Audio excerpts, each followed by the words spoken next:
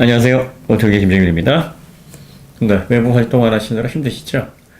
특히 바쁠 텐데. 작년 이맘때 연말에 저도 뭐 여기저기 칠레레 팔레레 불려다니고 뭐 다들 그러셨겠습니다만, 근데 올해는 집콕 계속하고 있습니다. 2주일째 외부 활동 거의 단절하고 있습니다. 그 의지로 이제 면도도 하지 않고 있는데, 단계가 좀 누그러지고 확진자 수가 줄면 깔끔한 모습으로 면도에서 다시 찾아뵙도록 하겠다 말씀드린 바 있습니다. 자, 그 다음에 그러다 보니까 이제 가족들하고 보내고 개인일 보다 보니까 이제 시간이 있어서 이런저런 영상들을 좀 많이 촬영을 하게 됩니다. 애플 관련해서도 다양한 앞으로의 전망, 전기차 시장에서 애플이 어떤 식으로 전략을, 이게 공식적인 발표는 아니지만 2016년서부터 타이탄 프로젝트, 그리고 계속 애플이 전기차 만든다는 얘기 있었고요. 2017년에는 또 무슨 얘기가 있었냐면 그 티타늄 니오듐이라는 그 새로운 응급제를 사용한 이 투시파의 새로운 배터리를 애플이 채용할 가능성이 높다. 아직까지도 뭐 그런 얘기를 하시는 분들이 계시고요. 예전에 2017년 이거 발표될 때부터 그래, 애플이 바로 저거를 할 거야, 이렇게 얘기가 또 무성했었습니다. 이게 무슨 배터리냐면은 지금의 리튬이온 배터리는 응급제 이제 그래파이트를 사용을 해서 거기에 리튬이온이 사이사이에 그 환원이 돼서 전자와 결합해가지고 이제 충전 환원이 되는데, 요게 속도가 좀 느려요. 뭐 급속 충전하더라도 30분 정도는 돼야 80%, 용량이 크면 더 시간이 걸리죠. 그러다 보니까 전기차는 이제 충전 시설, 인프라하고 이 충전 속도가 관건이거든요. 대중화해서 이게 빨리 해결이 돼야 되는데, 도시파에서 야, 우리 거는 티타늄과 니오듐을 응급제로 사용을 해서 이걸로 환원을 매우 빠르게 효율적으로 한다. 그래서 6분에 90%.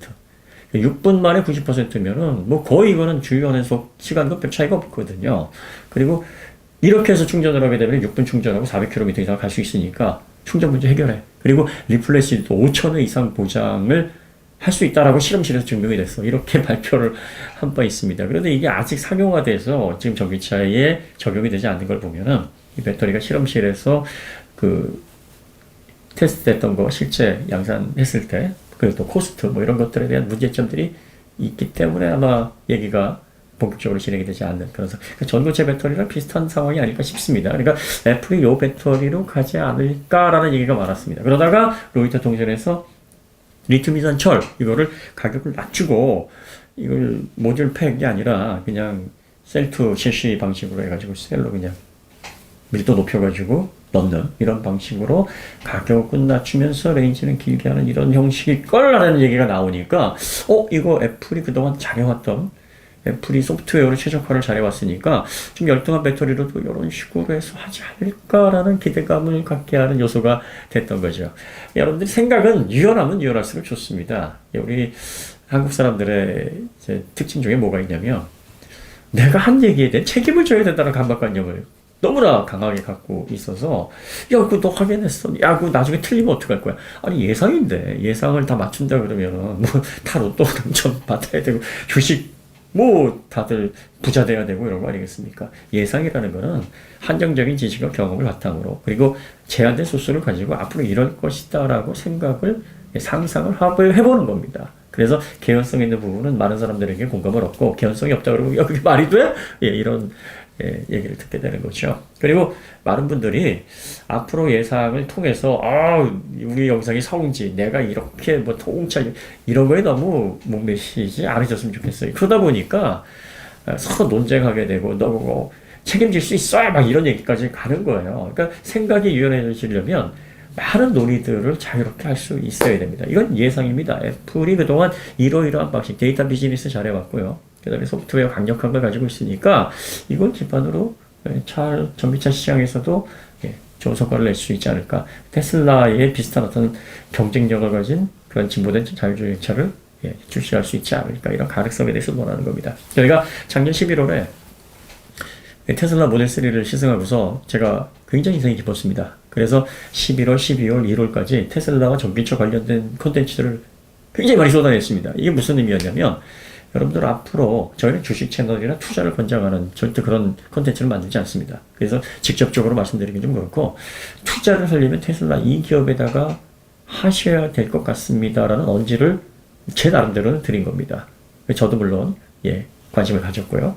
그리고 여러 가지 테슬라에서 보여지는 징후들이 앞으로 전기차의 시장에서 가장 주목받고 가장 발전 가능성이 높은 기업이다라고 이정표가 가리키는 그런 징표를 봤어요. 그러다 보니까 이제 요거를 저만 알고 있기가 너무 답답해서 계속 임금 얘기를 당당히 한 거죠.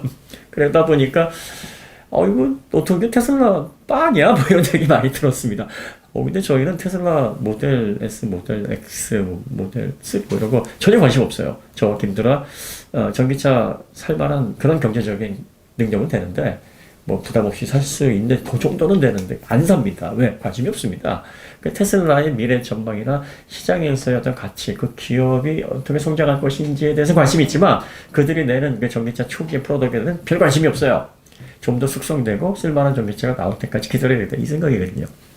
자, 애플 관련해서 이제 저희가 한 3개 영상을 올려드리니까 슬슬 또, 세 교수는 애플 빠였어? 뭐 이런 얘기가 또 나오기 시작하는 것 같아요. 뭐, 물론 그런 얘기 하셔도 상관은 없습니다. 뭐, 저만 아니면 되는 거니까. 근데 제가 이제 지난 20년간 노트기어라 그래서 노트북 IT 제품을 리뷰하는 그 취미를 가지고 있었고, 그걸 웹진, 사이트를 또 운영을 하고 있었습니다. 거기에 대략적으로 한 2100대 정도 노트북과 디지털 제품의 리뷰가 등록이 되어 있습니다. 새로운 제품 나오면은 열심히 그걸 사용을 해보고 올린 리뷰들인데, 이 리뷰들 가운데서 애플 제품이 차지하는 비중이요 1%도 안 돼요. 1%가 뭡니까? 0.몇 %. 컨텐츠가 총 합쳐서 10개도 안 될 겁니다. 네. 그 다음에 애플 노트북은 딱 3대가 있습니다. 그런데 제가 지금까지 애플은 제일 처음에 나온 아이폰서부터 맥북 프로, 에어, 거의 뭐 모든 기종들은 다, 또 아이패드도 거의 전 기종을 다 사용을 해봤고 지금도 많은 기종을 가지고 있습니다. 그럼에도 불구하고 애플 제품을 소개를 안 해왔어요. 안 해온 이유가 애플의 폐쇄성은 애플에 들어와서 사용해보면 정말 편리하고 또 그걸 통해서 그 커넥티비티를 통해 많은 경험들을 할 수가 있습니다. 하지만 이 소프트웨어를 잘 이해하는 사람들의 차원에서 볼 때 이건 정말 바람직한 방향이 아니에요. 쉽게 말해서 애플은 우리가 그냥 다 해먹을래. 그냥 다 우리 게 최고야. 그냥 너희들 건 다 가. 우리가 하나부터 열까지 다 우리 스스로 만들어서 우리 거는 다 우리가 챙겨갈 거야. 이런 얘기거든요. 물론 이것도 뭐 기업이 투자를 해서 뭐 우리가 뭐 배타적인 권리를 행사한다는 거 나쁘다고 얘기하는 게 아니라 가격을 너무 비현실적으로 마진을 이거는 정상 범위를 넘어서 요구를 해버리니까 그 꼬라지가 되기가 싫었던 겁니다.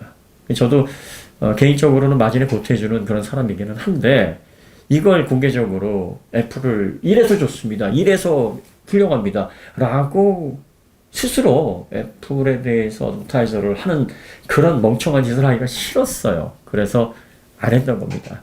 그런데 왜 애플의 전기차 전망에 대해서는 긍정적으로 평가를 하느냐. 저희가 얼마 전에 그 현대 eGMP 설명을 하면서 단점이나 부정적인 얘기를 했던 적이 있었던가요? 무슨 실체가 있어야 그걸 기반으로 해가지고 평가를 해야 할 텐데 실체가 없어요. 그러니까 제조사에서는 이러이러하게 하겠다라고 프로젝트를 얘기를 합니다. 그리고 프로젝트를 분석을 해보니까 정말 바람직한 하드웨어 쪽으로는 생각을 많이 했고 또 다른 제조사 고려하지 않은 최첨단 기술들이 여기 많이 들어가 있어요. 그러다 보면 이대로만 나오면 상당히 괜찮은 방향이고 현대가 고심을 많이 했으니까 결과물이 나와서 정말 이렇게만 프로덕이 출시가 된다 그러면 이거는 훌륭하다. 네, 그러니까 거기까지만 평가할 수 있는 겁니다.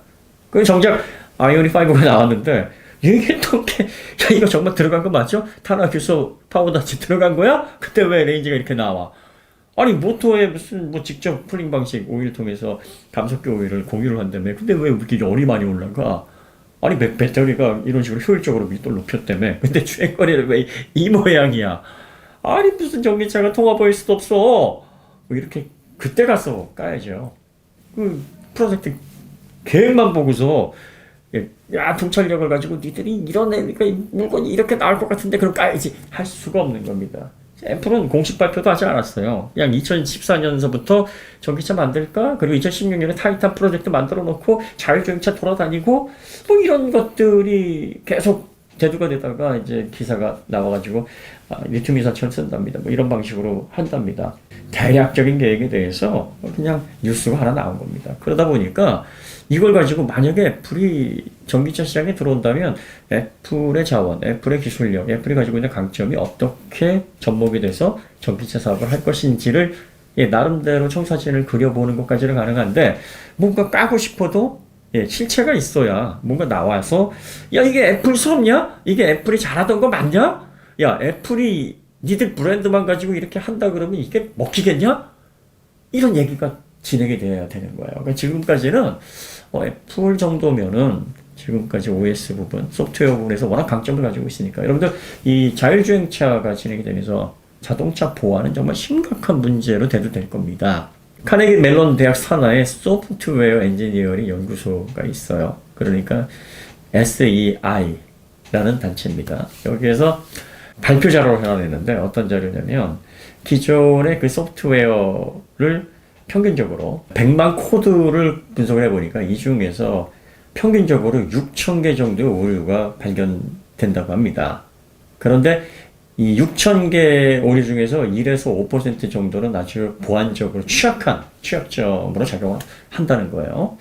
그리고 아주 잘된 소프트웨어가 대략적으로 한 600개 정도의 오류가 생긴다고 합니다. 그런데 이 자동차에 들어가는 소프트웨어, 전체 소프트웨어의 코드를 보면 약 1억 줄 정도 들어간다고 그래요. 소프트웨어링 할 때. 그렇게 되면은 아주 좋은 수준 높은 소프트웨어링이라고 해도 그래도 약 6만 개 이하의 오류가 발생을 하고 그 중에서 1%에서 5%의 치명적인 보안 취약점으로 작용하는 게 대략적으로 600개에서 3,000개 정도가 발생하게 된다고 합니다. 지금 리눅스가 2004년서부터 자동차의 소프트웨어 기반으로 활용되기 시작을 했어요. 그래서 지금 대략적으로 34개 업체인가요? 리눅스 기반으로 해서 소프트웨어를 사용을 하고 있는데 이게 지금 안전 인증에 대한 규정이 확실하게 정해져 있지 않고요.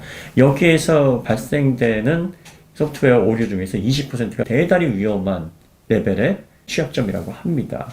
그러니까 지금 리눅스를 기반으로 자동차의 통합 OS를 만들거나 안드로이드와 같은 오픈소스를 기반으로 자동차의 통합 OS를 만들어서 이거 V2X, V2 Everything과 같은 5G 또 그 위에 통신 규격으로 인한 네트워크를 구성해서 이걸 자율주행으로 그리고 서버와 통신하는 방식으로 구성을 한다. 이렇게 돼버리면 자동차의 보안이 정말 심각한 문제로 대두가 될 겁니다. 지금 테슬라에서 사용하는 그 통합 OS도요. 리눅스 우분투를 기반으로 개발한 거예요. 그러니까 보안 취약점이 얼마나 개선이 됐는지 그리고 또 해킹의 위험성에서 얼마나 이게 안전한지 신뢰도 높은지 이게 아직 검증이 안 됐습니다. 그러니까 저희가 애플에 대해서 기대하는 건 뭐냐면 애플의 그 폐쇄적인 OS가 보안에서 절대적인 장점을 발휘한다는 건 이미 많이 알려져 있어요. 그러니까 이게 사실은 애플을 혐오하게 된 가장 근본적인 원인이기도 하지만 자동차 시장, 특히 자율주행을 기반으로 이게 모든 그 사물과 연결이 돼서 통신기기와 연결이 돼서 유기적인 네트워킹을 통해 자율주행을 수행을 해야 되는 VTX 시대로 접어들게 되면 그래서 이제 통합 OS로 전반적인 자동차의 소프트웨어 성능까지 파워트레인까지를 다 관장하는 시대가 되면 애플 OS와 같은 효율적인 소프트웨어가 정말 중요하게 됩니다. 정말 중요한 대목이 돼요. 이게 거의 전기차의 한 7, 80%를 차지한다라고 봐도 과언이 아닙니다. 자율주행만 아니면 필요 없어요. 자율주행만 아니면 그냥 기존의 내연 자동차들 그리고 또 거기에서 만들어낸 전기차 뭐 리눅스를 기반으로 한 통합을 해서 다 문제 없습니다. 지금까지도 문제가 안 되고 안전 인증이나 뭐 취약점이 그렇게 많은데도 이게 아주 대단한 문제점으로 대두가 안 된 건 이 자율주행이 본격적으로 시작이 안 되기 때문입니다. 자율주행이 시작이 되면은 이 센서를 통해서 인지 판단해서 로컬라이제이션 매핑을 통해 시뮬테니어스 플래닝 요런 어떤 그 자동차가 직접 하는 이런 자율주행 이게 기반이 되긴 돼야 되겠지만 이것만 가지고 힘들어요. 그러니까 5단계 자율주행은 뭐 아주 먼 얘기지만 4단계까지만 가려고 해도 이 V2X 있어야 됩니다. Vehicle to Pedestrian, Vehicle to Infrastructure, Vehicle to Vehicle 뭐 이런 다양한 사물들과의 연계가 필요합니다. 그래서 통신, 네트워크를 정말 효율적으로 사용을 해서 시시각각 변하는 유기체가 같은 도로에서 장애물을 효과적으로 안전하게 피해 나갈 수 있어야 자율주행이 비로소 완성이 됩니다.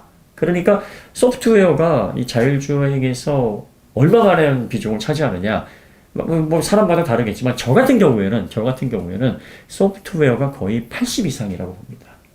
그러니까 소프트웨어를 장악을 하고 있으면 그 외 부분들은 해결할 수 있는 부분이라고 보여집니다. 배터리도 뭐 언젠가는 저렴해질 거고, 그 다음에 뭐 전기차 파워트레인도 이제 대중화 솔루션으로 이제 전문적인 업체들이 나오겠죠. 전기차 파워트레인의 그 키트에서 사와다가 사용할 수 있는 뭐 이런 다양한 어떤 그 협력 업체들, 분시 업체들, 전기차 시대에 맞는 그런 업체들이 생기겠습니다만 이 소프트웨어 영역은 아니에요. 그렇기 때문에 가장 소프트웨어에서 중요한 건 효율성보다도 보안입니다. 자율주행 시대에서 얼마만큼 내 자동차를 외부의 공격으로부터 보호할 수 있느냐. 그래서 애플이 완벽한 OS를 가지고 있고 애플 OS를 사용하게 되면 아무 문제가 없다는 게 아닙니다. 그나마 폐쇄적으로 운영을 해왔고 오픈소스와 달리 위험성이 극히 제한적이니까 이런 OS가 좀 더 전기차 시장에서 힘을 발휘하고 더 높은 신뢰성을 쌓을 수 있는 가능성이 있지 않느냐. 그래서 주목을 하고 있는 거고요. 그 다음에 지금 애플 같은 경우에는 그 아이폰 디바이스, 그러니까 통신 디바이스와 서비스 매출이 한 5%, 70% 가까이 차지를 합니다. 그리고 PC 관련된 비중은 한 7%, 8%, 10%가 안 돼요. 그런데 애플이 M1 프로세서 AP 형태로 해서 디자인을 했습니다. 강력한 PC에 들어가는, 그리고 이 PC에 보면은 NPU, 뉴럴 네트워킹을 위한 머신러닝 가능하게 하는 QPS, 그 다음에 FPS를 효과적으로 처리할 수 있는 그 기능이 굉장히 확대가 되어 있습니다. 그러니까 PC에서 이 정도까지 필요한가? 아니, 무슨 PC에서 이 정도의 뉴럴 네트워킹, 머신러닝이 필요하지? 할 정도의 분량. 그러니까 공정을 낮추고 다 거기다가 때려 넣었습니다. 엄청난 비용을 투입을 해서 개발을 했어요. 사실 애플에서 앞으로 PC 시장은 점점 이렇게 저물고 있거든요. 아직까지 그 PC의 매출 규모가 이렇게 작은 편은 아닌데 전체 매출, 애플에서 차지하는 비중은 상당히 일부분이거든요. 그걸 위해서 M1 프로세서를 개발을 했다. 인텔이나 AMD에서 사서 쓰는 또 진짜 인텔 같은 경우에는 뭐 지금 코어스라든지 제조 공정에서 AMD에 밀리고 있으니까 AMD 거 사다가 적당히 OS X 하고 최적화를 하면 되지 않을까 뭐 이런 생각이 드는데 그걸 직접 개발을 했단 말이에요. 그 다음에 심지어는 아이폰에 들어가는 A 프로세서에도 NPU 영역을 확대를 했다. 자, 이게 시사하는 바가 뭘까? 단순히 디바이스, PC에서만 사용하기 위해서 사용을 했을까? 개발을 했을까? 아니면은 자율주행 시대에 효과적인 소프트웨어링과 자율주행을 위해서 보다 확대된 AP, 그리고 또 핵심 기술이라는 차원에서 이런 어떤 전반적인 사업을 확대를 하기 위해 기획한 것이 아닐까라는 그런 부분에 이제 생각이 미치게 된 거죠. 물론 여러분들 이런 예상들은요 틀릴 수 있어요. 그리고 틀렸다고 하더라도 뭐 어떤 분이 이런 얘기를 하셨는데 틀렸다, 뭐 부끄러워하시고 뭐 저도 뭐 야 내가 이런 얘기를 했는데 나중에 망신살 뻗치겠다, 저도 그런 걱정 안 합니다. 제가 이런 걸 미래를 다 맞춰가지고 어떤 기업의 흥망성쇠를 알 정도의 인지력과 통찰력을 가지고 있으면 지금쯤 저는 세계 최고의 반열에 오른 갑부가 됐겠죠. 그러니까 제 예상은 맞는 것보다 틀리는 게 더 많을 겁니다. 그게 정상이에요, 사람들은. 그런데 이제 그동안 봐왔고 관찰해왔고 이런 걸 토대로 예상을 해보는 겁니다. 그렇지 않을까? 그리고 이렇게 하다 보면 이런 화두를 딱 던지면 여러분들이 그걸 받아서 내 생각에는 또 이럴 것 같아, 내 생각엔 저럴 것 같아, 이렇게 말씀을 하시는 거예요. 그 다음에 예상을 할 때는요, 우리가 왜 희망적인 얘기들을 먼저 하고 그 다음에 이제 문제점을 찾아서 하나씩 보완을 하는 게 순서입니다. 예를 들어서 어떤 학생이 성적이 좋아요. 그래가지고 뭐 외국에 있는 유수 대학 아니면 뭐 좀 달성하기 어려운 그런 곳에 가서 공부를 하겠다 이런 목표를 가지고 있는데 그 학생을 보면서 그래 너 지금까지 공부 잘해왔고 뭐 여러 가지로 생활 태도도 좋고 하니까 할 수 있을 거야. 그 계획을 발표했을 때 그 당시 할 수 있는 얘기가 여기까지입니다. 네가? 야, 지금부터 네가 안 되는데 내가 알려줄게. 이렇게 얘기하는 사람 없잖아요. 그런데 이제 쭉 그 학생이 그 목표를 두고 있어서 발전하는 과정을 봅니다. 그런데 영 뭐 게임만 하고 어디 가서 뭐 놀러다 다닐 생각을 하고 그래요. 그 학습성 지도를 단계별로 이뤄 나가야 되는데 관심이 없어요. 그러면 이제 그때 가서 야, 너 뭐 하는 거야?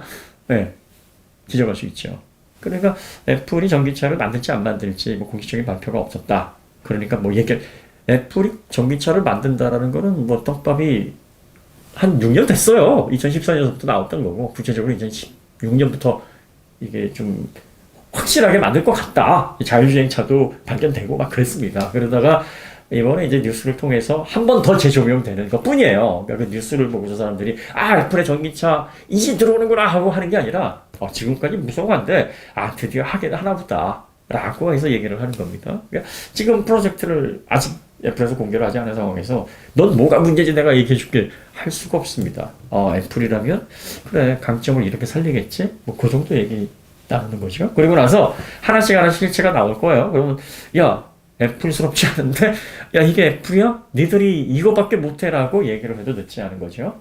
그래 이거는 다른 제조사에도 적용이 되는 얘기입니다. 현대 eGMP 아직 실체가 없어요. 그런데 제가 이제 eGMP 관련된 영상도 세 개를 다뤘어요. 애플하고 똑같이. 그래서 무슨 얘기를 했냐면 하드웨어 전기차, 차세대 전기차가 지향해야 될 지향점들을 정말 골고루 다 잘 담았다. 놓치지 않기 위해서 정말 애쓴 흔적이 역력하고 현대가 이 정도까지 생각을 했다면 앞으로 차세대 전기차 기대해봐도 좋지 않을까? 저는 사실 현대 차세대 전기차 전략에 대해서 부정적인 생각을 가지고 있었어요. 그래서 작년에만 해도 내연자동차가요 전기차 시장 선도 못합니다. 제 생각은 그래요. 이렇게 얘기를 하던 사람이었습니다. 그러다가 이렇게 좀 진행되는 과정을 보니까 내가 현대를 너무 가볍게 봤나? 너무 생각 없이 봤나? 아니구나. 가능성이 있을 수도 있겠다. 좀 더 지켜봐야 되겠다.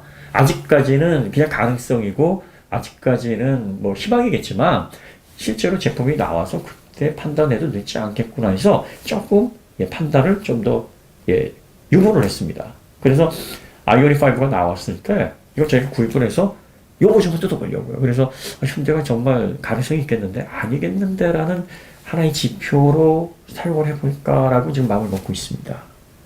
그러니까 이렇게 예상을 해서 뭐든지 난 맞춰야 돼 이런 강박관념 하지 마시고 자유롭게 자기의 생각을 나누시되 건전한 정보 그 다음에 신뢰할 수 있을 만한 소스 이걸 기반으로 하셔야 됩니다. 그리고 비난을 목적으로 하는 것보다는 앞으로 어떻게 발전이 될 것인가 긍정적인 차원에서 콘텐츠를 다루시는 게 좋고요. 그 다음에 그런 걸 다루다 보면 막 프레임을 이렇게 씌우시는 거를 좋아하시는 분들이 계세요. 뭐 애플바, 테슬라바, 빠라고 얘기를 하면서 기분 좋으시나요? 그럴 필요가 없어요. 어느 기업이 잘하고 있으면 왜 잘하는지, 그러면 이 기업은 앞으로 성장성은 얼마나 되는지, 이 기업이 성장할 것 같으면 여러분들도 개인적으로 투자도 할 수 있는 거고요. 그리고 아닌 것 같아요. 그러면은 뭐 투자하셨던 분들은 또 정리도 하셔야 되고, 이런 어떤 개인의 결정을 하는데 건전한 기반이 되고 지식이 됩니다. 이런 차원에서 우리가 다양한 사고를 좀 유연하게 가져야 될 필요가 있는 겁니다. 그래서 여러분들이 자동차를 주제로 풀어나갈 수 있는 얘기가 지금 얼마나 많습니까? 지금까지는 이제 거의 메커니컬 관련된 기계적인 얘기들만 풀어나갔었는데 이제 전기, 전자, 소프트웨어, 보안, 더 나아가서 통신까지 다양한 얘기들을 이제 풀어내야 됩니다. 그런 과정에서 우리가 먹고 살기도 바쁜데 언제 책상에 앉아서 공부하겠습니까? 이런 기회 때 한 번씩 세상 돌아가는 것, 그 다음에 기술 트렌드, 앞으로의 미래 시장의 흐름, 뭐 이런 것들을 잠깐 골똘히 생각을 해보는 것만으로도 얼마나 유익한 게 맞습니까? 첫 번째, 치매 예방됩니다. 그리고 두 번째, 우리가 생각하고 사는 사람이다. 우리는 나름대로 미래를 준비하고 사는 사람이다. 라는, 그런 스스로의 위안을 가질 수가 있습니다. 그리고 나중에 자녀들에게도 해줄 얘기가 많아요. 그렇게 되면은, 야, 아빠가 생각하기에는 말이야. 앞으로 기술 트렌드가 이렇게 될 거면 자녀들이, 오, 야, 아빠! 그러지 않겠습니까? 뭐든지 즐겁고 행복하려고 하는 겁니다. 여러분들이 소통하실 때도 힘을 좀 빼시고, 생각을 좀 열어두시고, 즐겁게 소통을 하셨으면 하는 바람입니다. 자, 그럼 여기서 마치도록 하고요. 다음에 또 더 좋은 콘텐츠로 찾아뵙도록 하겠습니다. 감사합니다.